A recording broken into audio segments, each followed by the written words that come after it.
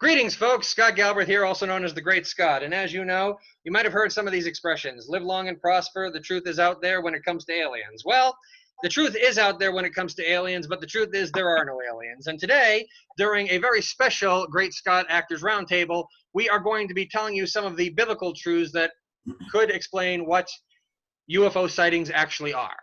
First, I'd like to share with you a little story as to how we got here. The year was about 2006, and I was visiting the Merrimack Christian Film Festival in Lawrence, Massachusetts for the second time. And I was told that there was a movie there that sounded good, but the truth is the only real reason I wanted to see it is that there was a certain Christian singer who appeared in the film that I was a huge fan of at the time. I still am, but at the moment she's a little tied up with something else. We'll talk about that in just a few minutes. And that movie in question was a film by Christian filmmaker Rich Cristiano called Unidentified.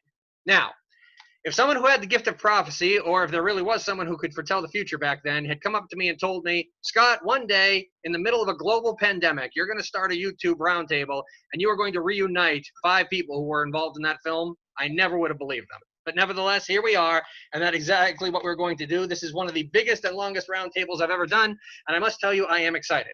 So let's get right into it. Let me introduce you to the gentleman that we have here today. First up, we have a gentleman who is an actor, and he played the lead role in the film.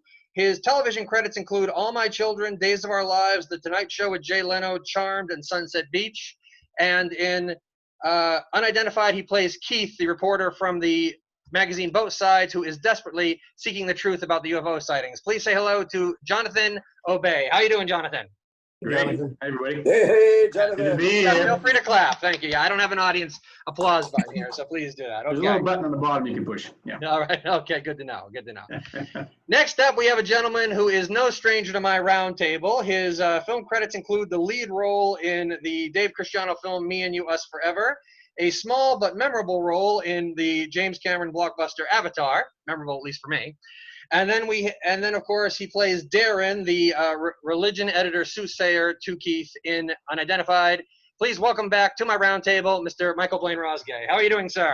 Well, very well. How's everybody here? So good to see all you guys. Woohoo! This will be fun. All right. And next up, we have a gentleman who has actually toured the country as a Elvis impersonator. His credits include Rich's previous films, The End of the Harvest and Second Glance. And he plays Vince in Unidentified. Please say hello to Mr. Lance Zitron. How you doing, Lance? Good, good. Thanks for being here. Thanks for being here. Nice meeting you too. This is my very first time meeting you, sir, and it's a pleasure to have you here. All right, and next up we have an actor who I think played a role that I could never forget in the movie. I mean, how this guy pulled off the role of big guy on the phone, I will never know. I mean, the fact that he just captured everybody's attention with this one line and this one scene, and maybe a little bit more importantly than that, he is the editor of the movie as well as the trailers for the film. He is a very sought-after editor in the Christian film world with more than 27 editing credits to his name. He's also chances are if you watch CBS, you've seen a promo edited by this guy. Please welcome back to the Actors Roundtable, Mr. Jeffrey Lee Hollis. How are you doing, sir? Good. Glad to be back with Scotty Galbraith. Yeah. Nice to see you. And last but certainly not least, we have a gentleman who, well, let's see, how do I do an intro? Because I honestly thought I would never have this guy on the roundtable because he has told me several times he prefers behind the camera, not in front of it. But none of this would have been possible without this gentleman. Him and his brother Dave have always been very nice to me. They've always put up with all of my questions, my requests for DVDs to sell my church. I kind of consider both him and his brother pioneers in the world of Christian film. His previous directing credits include Time Changer, Secrets of Jonathan Sperry, A Matter of Faith, and the upcoming Play the Flute. Say hello to the writer, producer, and director of Unidentified, Mr. Rich Cristiano. How are you, sir? Thank you, Scott, for putting this together. It's great to see you guys. It really is. Likewise. It's great to have you guys here. Oh, there's the applause thing that Jonathan's doing there that he's talking about. Okay. Now, I must tell you guys, this roundtable was almost a little bit bigger. Miss R.S. James here, I actually reached out to her management back when I was first putting this together, back when the roundtable was just going to be Michael, Jonathan, and Jeff. And I actually got a response from her just the other day saying that she would have loved to have been here, but she's actually 8.5 months pregnant at the moment with her third child. But she will be seeing this. Her manager said definitely send us a copy.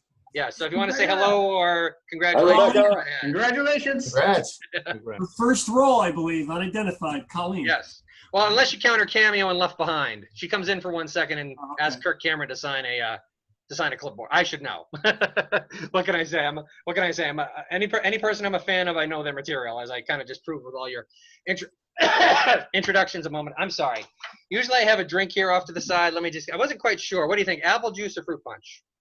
Fruit punch. Like fruit punch. Fruit punch. Inside Now, or for those of you who are watching this, wondering what in the heck is everybody laughing at, you have to see the movie. You have to see the movie to get that joke. I'm going to go with the apple juice because this is actually cranberry juice. I couldn't find fruit punch anywhere. So anyway, it's one of those sealed. Trickery. I'll open that in just a second. Now, Hollywood trickery.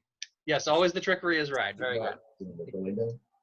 Anyway, one of the things that I wanted to mention here, just real quickly, is that we had hoped to, as great as Unidentified is, I don't think that I'm wrong in saying this, there are probably people in this world who don't know about the film yet.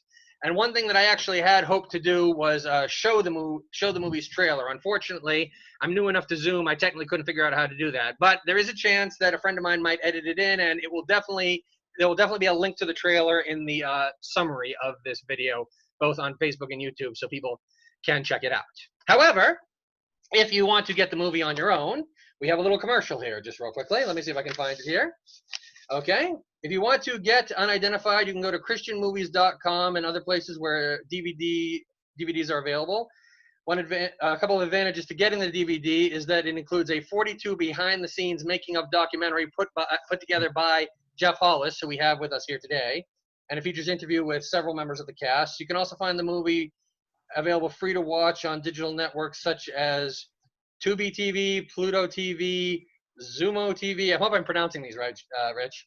And Hoopla, as well as being available on some pay-per-view outlets. In addition, Director Rich wanted everybody watching this to know that recently his company started doing some targeting promotions for their films on Facebook, and Unidentified has been selling for a few hundred DVDs from his website a month right now, and anticipates for this to continue for quite some time.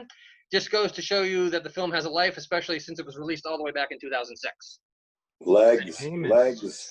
All right. Now, one of the things that I should mention here, just right off the bat, is that Rich did not know he was originally going to be here. As I mentioned earlier, we thought that this roundtable was going to be just Jonathan, Michael, and Jeff originally. And then with some schedule rejumbling, Lance and Rich, you guys both became available to us, which is awesome, to say the least. But one thing that I thought I should do is that when Rich thought he wasn't going to be here, he had a message for me to pass on to you guys, which I think bears reading here real quickly. Rich wanted to say first a big hello to everybody and appreciates the talent and friendship of all you guys and the effort you put forth in making this movie, especially Jeff, who put in the most time to being the editor on the film. Jeff has always gone beyond the call of duty to get these films done to his liking. So I just thought I should read that real quickly there. Thank you, Rich. Thank you. All right.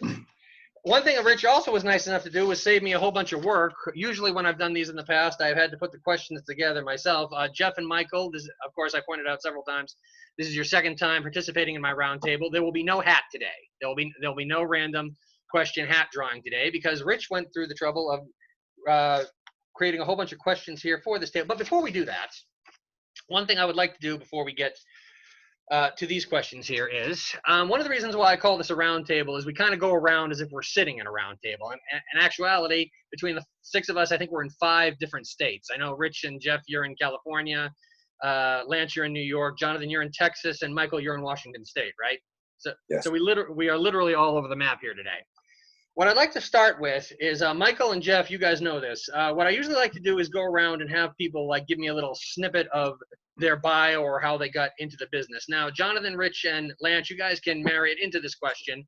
But what I'd like to do is go around first. Rich, I'd like to tell you, because this was I'd like you to explain to us, because this was your brainchild, how this project came about in the first place. Maybe the idea and how it got greenlit. And then we'll go around one at a time, and I'd like you each to tell our audience how you got involved in the project. So, Rich, if you could go first, please. Okay, when I was living in Arkansas, because I lived in Arkansas and I moved out in Los Angeles in 2002, but my pastor at Calvary Chapel that I was attending, and we were very good friends, we did a show called Family Theater. We would put Christian movies, we were airing classic Christian movies on television. he actually came up with the idea for Unidentified, and he attempted to write a treatment of it. And so I liked the idea. So I made a little deal with him, and basically we grabbed this idea, and then my brother and I started working on this script. I wrote a draft, and my brother came in and started editing because I thought the idea was interesting. So he originally came up with the idea. In fact, if you watch the film, you see we credited him with the original idea of the movie. And the UFO subject, you know, as I rehearse it, it's a wild subject. I mean, there's a lot of stuff about UFOs out there, and some of it's really wild, you know. So we had to make decisions about how far we're going to go with this. And I was able to find a couple Christian guys, one that would go to the secular UFO conventions. This guy was probably the most helpful guy to me, just to tell me how things really were. So that gave me necessary background, because when you tackle this subject, you know, anytime you do a Christian film, you're going to get mocked and made fun of anyways, you know. To me, this is a very interesting subject, and it just intrigued me, and that's why we went forward with it. All right. So anybody else, you guys can go in any order. I used to like say, you go next, but I like to just kind of make it a little bit of, who would like to talk about how they got involved in the project next? Mine was simple. I just got called from a casting director, Beverly Holloway, who's a fantastic casting director. He invited me to the call, and that's really how it began. And then the process after that was meeting Rich at the callback and screen testing, so to speak, with a couple other possibilities for the other characters. And it was just a real good chemistry and really, really good timing in my life to participate in this kind of a project. And I think probably one of the most impacting moments of my career, actually, in terms of moving my life along, never mind my career, in a different way. So for me, it was a great choice. I'm glad I did. I interject one thing, because Beverly Holloway, who is the casting director, normally she would read actors and she narrows them down. Then she calls in the director, and Bev and I always try to agree on all the roles. And so the very first guy I read for this movie was Jonathan Obey. And I thought he was very good. And I don't know if Jonathan remembers this, but when he was walking out, I said, Jonathan, you're the first guy I read. I have nobody to compare you to, okay? You know, but I really liked you. I don't know if he remembers that or not.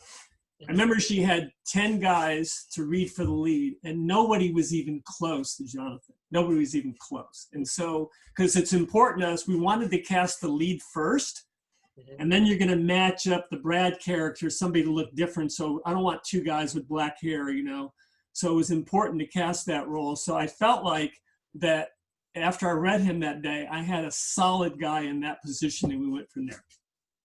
Nice. All right, well, thank you, Rich. Who would like to tell their story? Yes, Lance, go right ahead. Well, I actually, he auditioned me for a movie 2 movies back. It was Second Glance. And I was in Memphis State. And he came and auditioned, and that's how I got involved. And I mean, that's how we got to know each other. So. All right. Yeah, I had actually cast with Beverly for another project before meeting Rich. It was an audiobook for Zondervan, the Bible. It was a phenomenal project, but she kept me in mind for that, and she called and said, would you want to do a movie about UFOs? And I was like, oh yeah, sure, let me come in and read.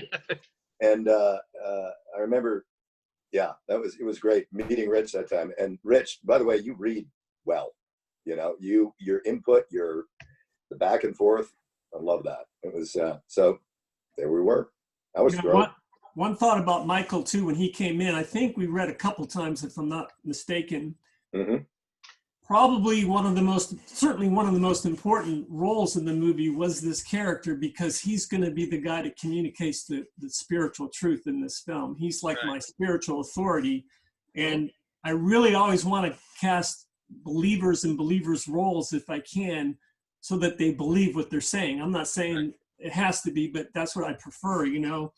And Bev just spoke so highly of Michael and his just character and just as a person, you know. But I just wanted to make sure on that character, and he turned out to be obviously an excellent cast. If you see the movie, the Darren character is just off the charts, perfect. Oh, I could more than agree with that. Michael was the first of the people that we have here. Michael is the one who I have known the longest. I connected with him on Facebook a couple of years after. At least I think that's how you and I first met, Michael. I know we first met for the first time when I was visiting the Steele brothers in Los Angeles that first time a couple years ago. That was the first time we Yeah. met in person.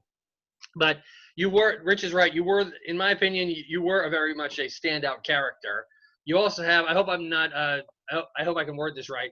You have someone who, when you have a very distinct voice as well. When I was reading your resume and it said that you're a voiceover actor, this was my reaction. Doesn't surprise me one bit.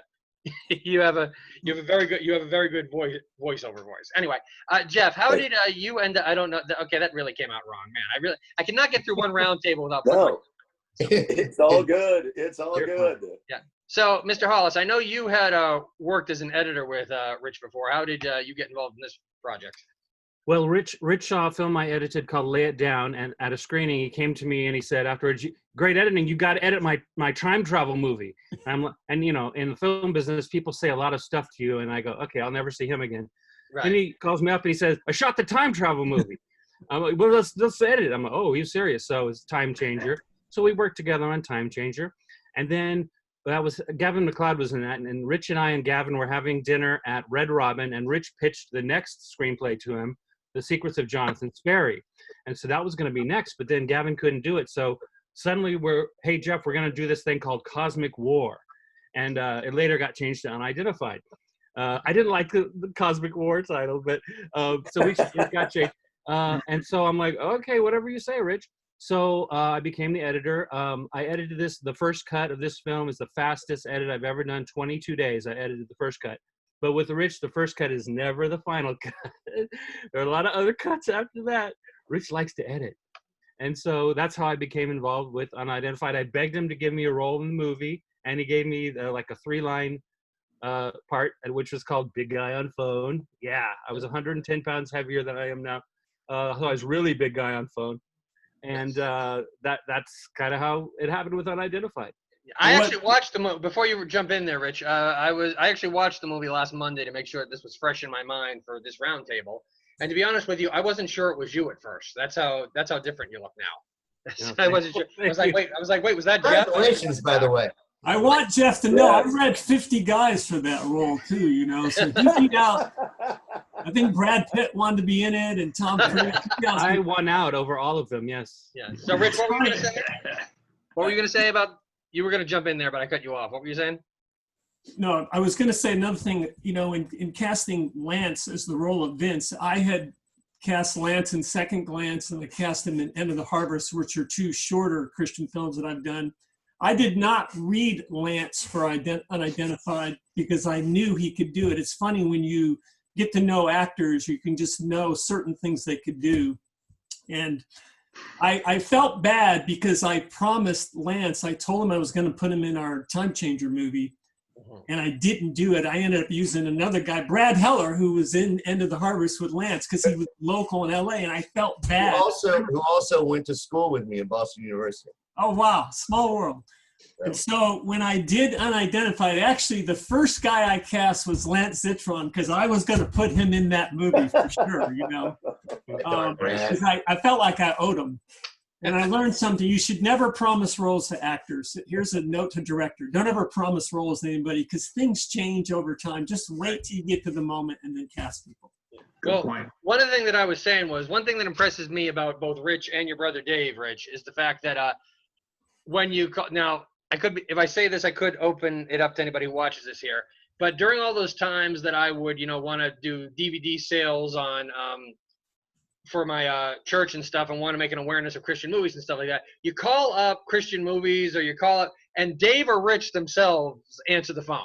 You don't get that too many places with, and you don't get a lot of people. And as you said, you know, a lot of people will tell you stuff that they won't follow up on. One experience I had with that is that you know, a couple years back about a year after this happened, I was doing a stage play version of a Christian film called Mercy Streets that Jeff also edited, and I found out years later that the reason why I got such easy permission to do the play was because the creators of the movie never thought I would do it, because people are constantly telling them they're going to do stuff and they don't follow through. Yep. It wasn't until John Gunn got the stage play that he was like, okay, I didn't realize how serious. If I had known you were this serious, I would have sent you the screenplay, because I had to write the entire thing by listening to the movie. But anyway, all right. So what we're going to do here next is I want to get to some of the questions here that Rich was so great to provide. Now, there's a chance that there's a chance. Actually, I think the first one. I think that Michael and Jonathan already. I think we actually already covered this with the first. Just one. read the second part of that, though. Okay. All right. All right. The question was for Jonathan. Michael. Rich said that Jonathan was the first actor to be read in the cast. Rich, also, didn't you tell me that Michael was one of the last people you brought in? Yes. Yes. Yeah. So you guys were kind of two major roles, and you guys were kind of the bookends of the casting. Jonathan was first, and Michael was almost last there. So. Anyway, let's see. For Jonathan Michael, Rich said that Jonathan had the first actor read the cast to read all the potential callback actors she lined up. Did either of you feel like the role? Did either of you feel like you had the role when you walked out of the casting office when you auditioned for Rich? Rich, speak to the process. Like you said, we kind of already spoke to it a little bit, but and Rich did say, you know, when I walked out, he followed me out for a little bit and had a chat with me. I think he wanted to reassure me that I was at least in the running, which was great. It always feels good when you hear that. And then I think I stuck around. He said, stick around and read a few more people. And then they started matching us up with, in this case, particularly Brad's character. And that process was fantastic because you got to really build chemistry with a potential castmate. And Brad and I were opposites. When I say Brad, I should say Josh. Yes. But we always speak of each other in our character names here, especially Rich. He still calls me Keith today. But anyway, that process of working with the potential partner that you'd be with was fantastic. And the chemistry was right there. And Rich followed up immediately. What did you think of this? Or who did you think of that guy? And did you get a good, you know, he actually gave us a chance to give him feedback, which is very unusual. And that's when I noted, oh, I might have this part. I might have, because he asked me for my feedback on another couple of characters. So that's probably the only hint I had right there. Yeah. Michael, what about you? Yeah, the answer to the question is yes. You know, when I did my first read through, and it was, you'll see the scene in the movie, the audition scene. I was a bit more gentle, let's put it that way, with the character. You know, imparting truths, and Rich basically said, just go after her. Just get in there. I want to go after her. And I went, oh, okay, which was like easy to do. And when I left, I just remember thinking, oh, I get where he's going with that. But there was that, I alluded to this in the earlier question. I could just tell, you know, with a little bit of direction, a little bit of like, take it this way.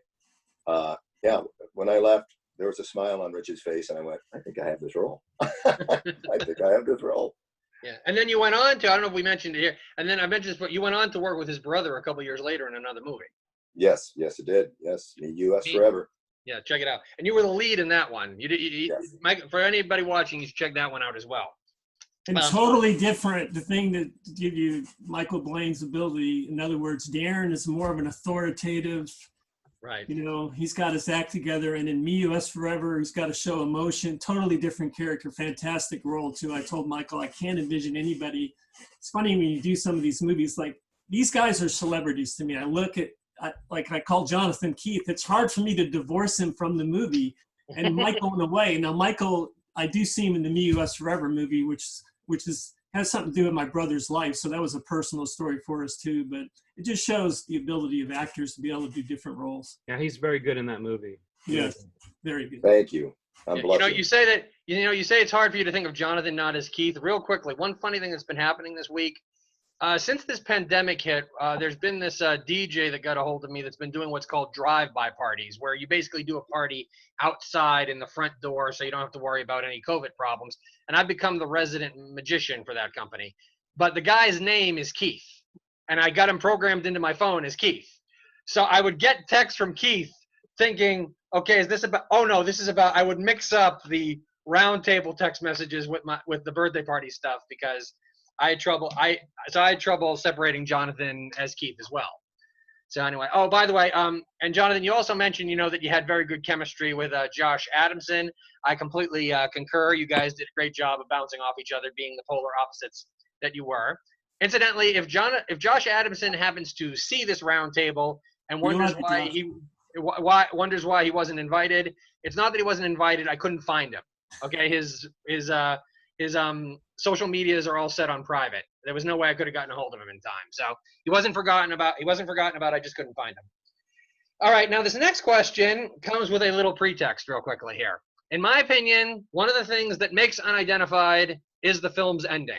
And we are not going to mention the film's ending here because you have got to see this movie for this film's ending. This film's ending is awesome, So if the answer to the next question is the ending scene, just say the ending scene and nothing else, okay?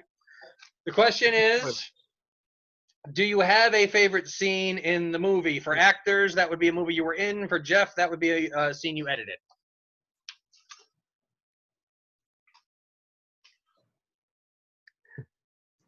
Favorite scene in this movie? I liked all the scenes. I got to say this. As I watch back the movie, Lance, I love your character in that movie. Just your acting ability, the way you pulled off that character. It was really, really enjoyable to watch, I have to say. Thank you. I think for me personally, one of my favorite scenes watching myself in was at the very tail end of the ending scene. That moment there with Josh, with the Brad character. Yeah. I'm not going to say anything more than that.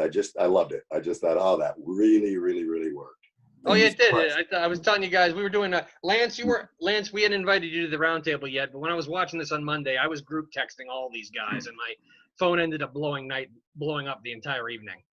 And I was telling Rich that moment kind of hammers home the whole point. We can't say anything more about it because it would involve a spoiler, but it really does hammer home the whole point of the movie. Anybody else? Well, Let's say, go ahead, Jeff. Oh, sorry. Well, as an editor, when you can make a contribution, the scene becomes very satisfying. There's one scene where I think it's Jonathan talking to Josh, and they forgot to shoot the shot of Josh. And so we have Jonathan talking. We want to use 2 different takes, but we have nothing to cut away to. And it's weird to have Jonathan just talking, a monologue.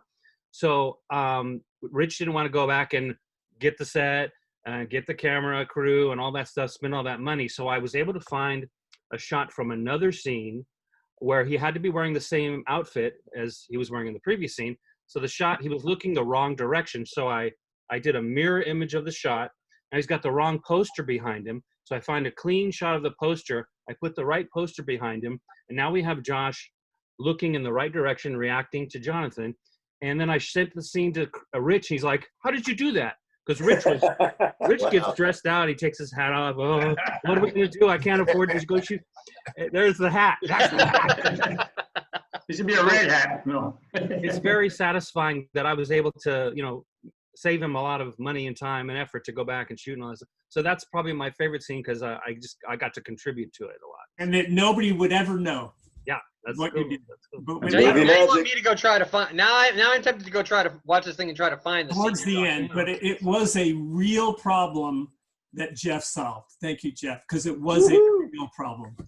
Yeah. We just forgot to shoot a shot. Phil Hearn's fault. Just kidding. It's always the director's Yeah, there you go. I would Lance, say the Jonathan? Heaven and Hell scene was my favorite. Heaven or Hell. It was shot well. The pacing was incredible. I'm sure Jeff had to chop it up a ton. Is this the Right. conference room scene you're talking about? Yeah. Yeah. And Brad, tough scene. Josh's character, his ability to carry the intensity of that moment all the way to the end where I had to crumble. Mhm. I mean, Josh carried that scene. But by the end, I mean, it was it was emotional. It was real. The editing was incredible. The music was right. And it took us into that little scene where, I have to have a reckoning with Devin, with Darren's That's character. Darren. That's Darren, please. Darren. Yeah, sorry, Darren. Devin, Darren, same thing. Whatever. So I think that was just a great moment in the film. I really do. And I think for anybody watching it, I think it really is going to turn some heads. Well, Let's mention the music too. Jasper's. I just rewatched the film, and that's a score from a $200 million movie. I mean, his scoring. He really makes these films come alive. Jasper Randall, who does the scores, he's fantastic. It's very good. the scene did resonate with me in particular the first time I saw it, because I would put the character of Keith in the same category of the background that I'm not going to mention which one, but one of my parents, I was, raised in the church my whole life, and both my parents were raised in the church their whole lives, but one of them came from what I would call a go through the motions church, which was basically a show up on Sunday and whatever you do the rest of the week didn't matter. You kind of, and I kind of identified Keith at being at that point. You know what I mean? He considered himself a Christian. He was doing the church thing, but the relationship wasn't quite real. So that was one place that the film resonated with me the first time I saw it.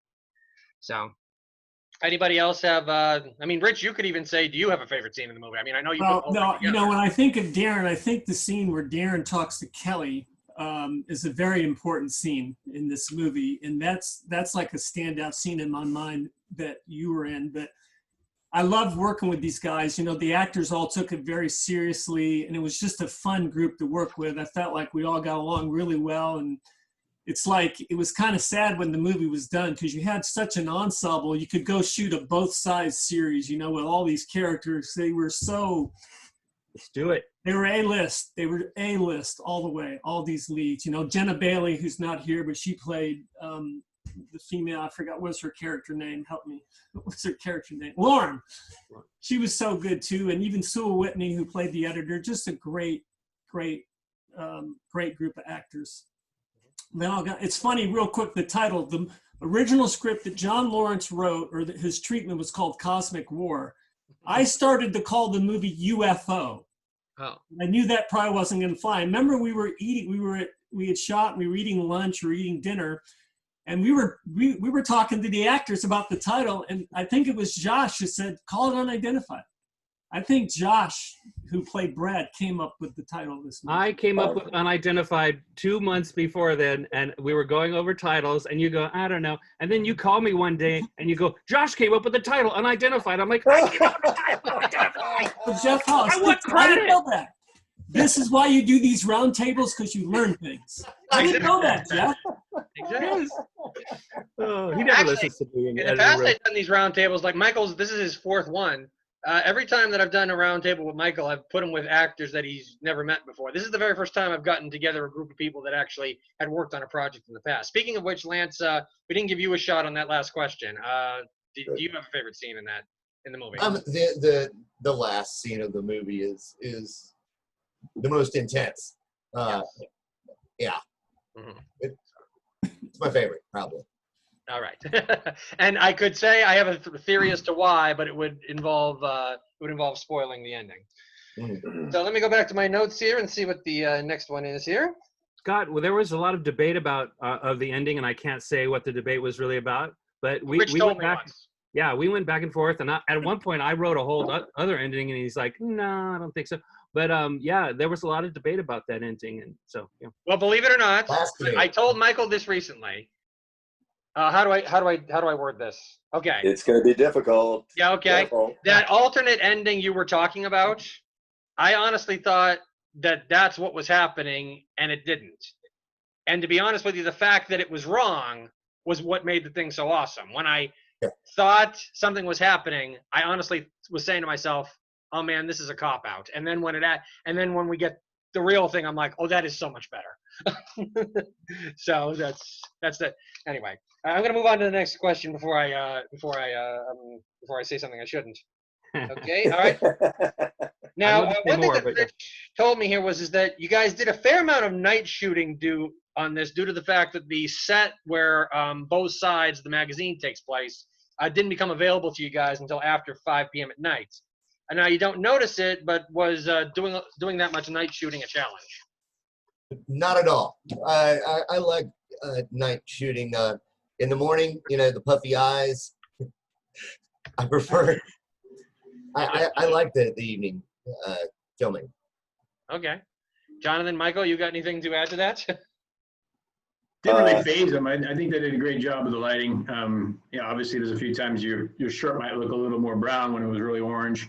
You pick up a little bit of a color variation, but other than that, I don't think the audience would ever really have noticed.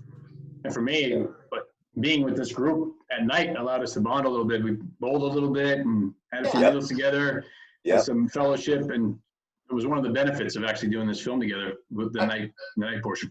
Yeah, I agree. Definitely so. Yeah, I remember some of those evenings. It was fun, just sitting and bonding. We're all up Riverside, right? And it's too late to go home, so we sit up and even as tired as I was after shooting, it's like we sit up and talk for a couple hours more, which was just phenomenal. It was great. Indeed. Well, let's see what else we got here. Let's see. Okay. You know what? Actually, this next question, you know, Rich, it's really weird. We kind of been walking into some of the questions you provided me here before we've gotten to them. Rich pointed out that none of the cast knew each other when you started, but according to Rich, the cast got along very well, as you were just talking about. I talk about this for a moment because this is not always the case. There seems to be a nice unity and professionalism within the cast, and Rich said that it was a terrific cast to work with. So you guys kind of already touched on that. So it's kind of interesting that I have. But here's the thing: that's not always the case. I'm sure you guys have been some projects where, you know, the people are cordial to you, but it seemed like, because none of you knew each other, but it seems like all you guys, the key cast, bonded together beautifully and not trying to upstage. Everybody stuck in their lanes. You played your roles, not trying to upstage the other guy, and it worked well. Agreed. And I have another question here for just Jeff. Jeff, Rich tries to make it known that when you are on the set, the actors know who you are, that you're the editor of the film. You think actors realize how important the editor is to a project and how the editor can make an actor look good, in some cases not good? Did any of the actors go out of their way to meet you? I don't remember anyone going out of their way, but when I'm around actors and they know I'm the editor, they're really nice to me. They're really nice to me. And it's funny because they know I can make them look good or bad. Oh, Rich will protect them though. But when I go to a screening of a film that I've edited, oftentimes I've been sitting with these people for months in my room. I feel like I know them. I go up to them, I go, "Hey, how you doing?" And they're like, "Who is this guy?" They have no idea. They have no idea. On this film, I was an extra in a lot of scenes to lead up to my amazing part as big guy on phone, so I did get to meet them. But usually, they don't know who I am. But at the screening, they come up to me afterwards and they say, you know, good job or terrible job or whatever, however they think. So there is that dynamic there. They know I can make them look good. Yeah, I thought you did I was just gonna say, I thought he did a great job, and just keep that little comment in mind next time we work together, okay? Yeah, yes. Jeff, thank you very much. Wouldn't you say too that when you meet the actors are like celebrities to us because we work months editing? I mean, they're celebrities, right? To me, they're big. They're like the biggest stars in the world. I'm like, whoa, there's that. I think of the character names, you know. Yes. I don't think of their real names. Yeah. Absolutely. Question 5, Scott. Yes, question 5. Very good. All right, this is for the actors. So Lance, Keith, Michael. Do you get nervous when it's time to shoot a scene, or is that maybe just for the first day since it's unfamiliar? Is it nerve-wracking at all doing scenes for Rich? No, the most nerve-wracking part of the process for me is always the audition, right? And I was certainly looking forward to filming the audition scene, but I remember the first scene. It was the first scene that Darren appeared in was the first one I shot. There was just an ease. Once you've got the job, then you can play, you know, and you know, then there's back and forth with you and the director and cast members. I remember I got a look from Josh that first scene. He came up and he goes, "Oh, you're going to be my nemesis," and I said, "Oh, yes, I am." In a good way, but it was fun. Lance, Jonathan, you got anything to add to that? Yeah, always nervous in the beginning. The more it takes, the more relaxed it gets. But I would be totally lying if I didn't say the first time you see the camera dilate and undilate, it is distracting on your first take. And when you see them moving around, that first, when you first do a scene, I don't think I've ever started a scene without my heart palpitating a bit. Yeah. But you relax as you go on, as you do several takes. You get in your comfort zone, I think, at least for me. Mr. Obey, how about you? I felt like Rich was so generous with rehearsal time, which you don't often get. Really gave us a chance to feel the meat of it. By the time we actually shot, I didn't feel nervous at all, and he was very low stress. I mean, other than the hat thing, you never feel shamed or less than even if you didn't get it right. He always empowers you. So no, I never really felt nervous on that set. Yeah. One of the great things about Rich is how he communicates to the actors. He definitely asks for your input, and he's willing to give his, and it's very conducive to a work environment. You know, something I tell the directors too, I would never, ever embarrass an actor, ever. I love my actors. You know, if I'm ever going to give them any constructive thought, it'll just be between me and them. I'll walk up and I'll make a comment to them so they only hear it.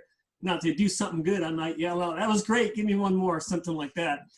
I have an acting question for Jeff Hollis, though, too, that was a follow-up. This Jeff played a movie called 3 that they shot over in Poland, I think, and he had to play a mentally challenged actor, and which is a hard role to play because you've got to really find the balance. And I wanted to ask Jeff, when you start doing that, did you work with your director there so you guys could land on that part, how far to take that? Because, you know, that's a role you could look stupid in too, right? If you don't hit the balance. And I thought you hit a really good balance in it, but you want to comment on that? Well, thank you very much, Rich. The other two actors, Priscilla Barnes and Tom Bauer, who are very well-known, you'd recognize them if you saw them. They invited me over to Tom's house, and we had a big discussion, like 2-hour discussion. And these people are very serious actors, and I'm the guy who just played big guy on phone. So when I get to the set and Mark Blucas is there, the star of the movie, the first take, I'm nervous, but I had done all this research because Priscilla asked me, "What's your mental challenge? What is your challenge?" And I had no idea. She's all, "Call me when you figure it out." So I went through 96 different mental challenge kind of things that you could have. And I settled on Prader-Willi syndrome, and I knew all the stuff about Prader-Willi. So when I was on the set, I was playing this specific thing. They made me a better actor. And so that on that first take, they shot my take last, and the Polish crew was saying, "We're quitting in 15 minutes." So I had to run through my scene 3 or 4 times, and he's like, "Do the middle part, I do the end, do the beginning. Okay, go back to the middle." And I had to ratchet up my emotions. I gradually start freaking out, and afterwards they actually applauded me. All right. Nice. And Nice. Speaking of So- wrapping up shooting in a couple minutes, we do have about 10 minutes here before Michael Blane has to leave us. So let me see if I can get to the, which is unfortunate. It's always great to have you.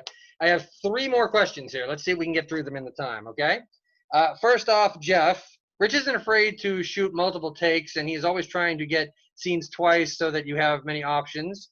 Do you mind multiple takes, as it does make your job more, you have more footage to go through? Can you speak to this as an editor and actors? Do you mind doing that many takes? Well, there's the lazy part of you that wants to do all in one take. I love when he does the one-shot scenes, but the real answer is the more takes you have, the better. And with Rich, here's the thing. You can have a great actor that hits every line, every take perfectly, and an actor that only gets one take right, and you can make them look equally as good, because as long as you get that one take of every line. Rich, in his mind, he doesn't stop until he gets every line from every actor, and that's why he's a great director. And that's why in the editing, you always have what you need, except when he forgets to shoot that one cutaway shot. So that's the answer. The more takes, the better, really. 100%. 100%. The more takes, the better. The more comfortable I am, and just the better the end result is. Mm-hmm. Michael, Jonathan? I would agree. I mean, the only times you maybe have too many takes is if all your emotional scenes have been spent and you're not on the camera at the moment, and it's over your shoulder, and then it's on you, and you've got to come back to that place, and you've already spent it. That happens sometimes, very rarely, but it can happen, and that's the danger of too many takes.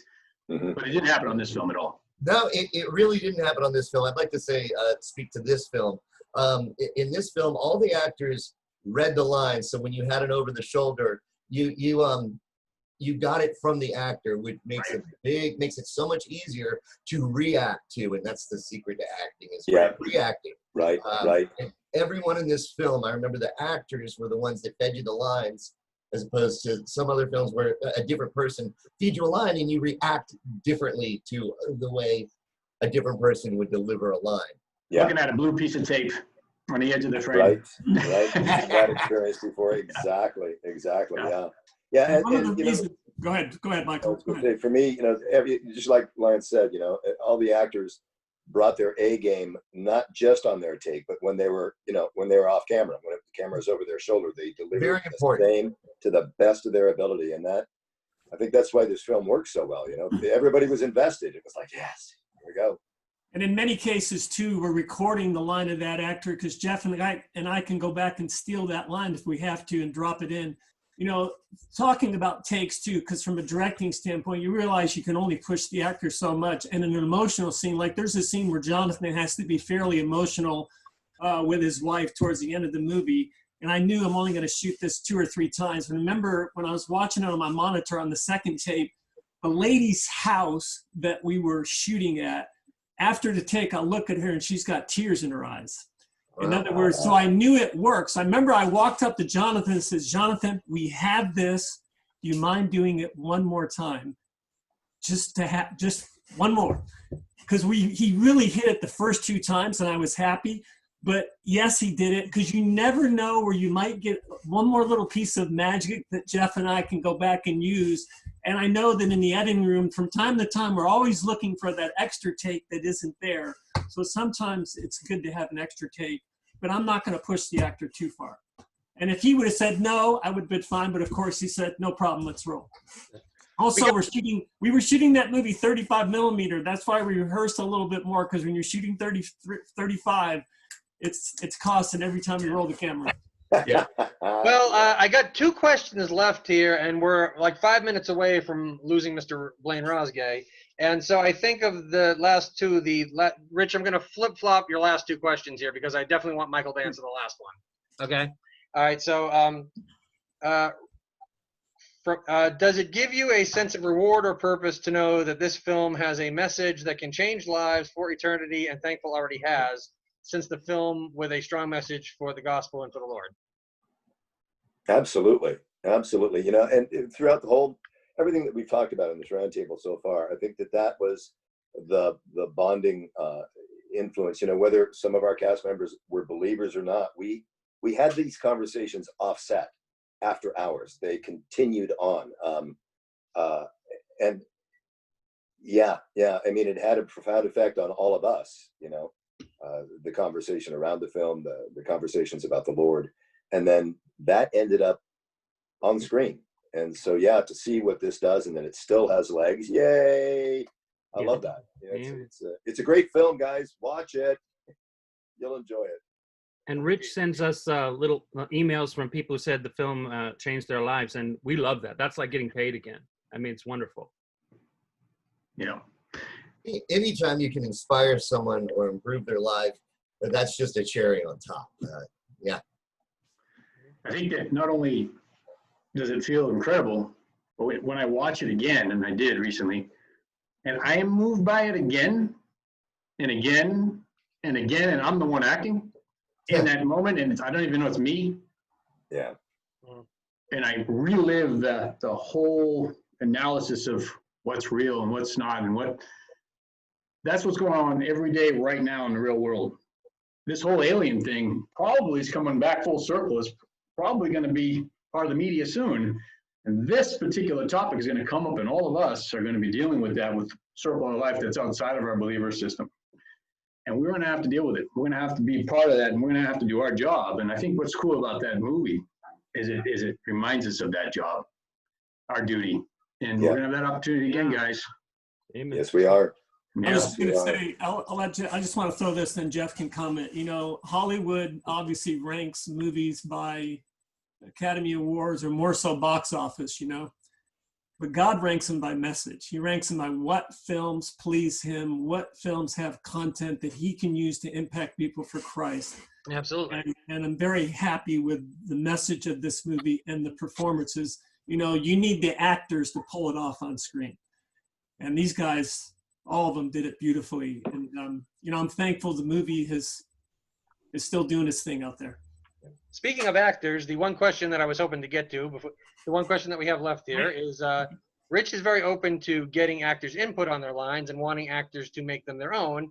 There is a balance to strike here, but can you speak to this issue, especially related to this film, seeing is that Jonathan and Josh actually were credited as script consultants for this? I mean, I'll speak to it first, because Rich did sit down with us. If there was something in the script that didn't quite match where we were emotionally, he gave us the opportunity to talk it through. And there were a couple of small rewrites, very small, just to fit that emotional need, the arc of the character. Sometimes it was just out of place. We had to adjust a little bit, and he was so open to that. Yeah. Very unusual. What a treat that was to be able to have that little bit of input. Yeah. Anything from Michael or Lance on that? Yeah, I remember talking with Jonathan about that on set, that Rich was open to that, but I don't remember or recall changing much of Darren's. I got where Darren was coming from, you know, and in that sense, he was easy to play. You know, this is the truth, you know, which, yeah, is easy to play. Fell right in. All right. Well, that is the end of the question. So one second, real. The fact that the Brad character was Australian, I didn't know how to say mate and good day and all that stuff. In other words, Brad would switch things to match it. He never changing what I wanted said. He's just, I would just say it this way. And to me, you got to let actors use their gifts. In other words, it's a cooperative effort. Like, for example, if an actor was going to read an audition for me, they say, how do you want me to read this? I always say, whatever you think is best, because their interpretation may be better than yours, and you get a better film that way. Right. Yeah, Rich was always uniquely collaborative with us. Yes. All right. Well, gentlemen, I want to thank you for this time here. I've actually gotten through all the questions that we have here. Is there anything anybody wants to say before we wrap this up here? Because I know, Michael, you have to go, so. Well, yeah, let me start because I do have to cut out it. Just Scott alluded to the text messages that we've had this week since just hilarious and fun, and what a great way to spend part of our pandemic in shelter. And a lot of it ended up here, so thank you. Great to see all you guys again. Lance, Jeff, Jonathan, Scott, is always good to see you. Rich, great to see you again, guys, and what a treat. Thanks so much, Scott. Hey, no problem. It was my pleasure. It was my pleasure to put this together. Unidentified 2. I'm just putting it out there. Go. It's coming. No. I got a better idea than that. No. You shouldn't do Identified 2. You should do a both sides series. Yes. You know what? I'm waiting for somebody to write the scripts and somebody to fund it, and we'll go shoot it, right? Oh, just a couple little things. Okay. Love you guys. Appreciate it. All right, guys. I got to cut out. Appreciate Hey, Michael, wait, can I ask Jeff? Michael can cut out. Can I ask Jeff one question while we got everybody? Yep.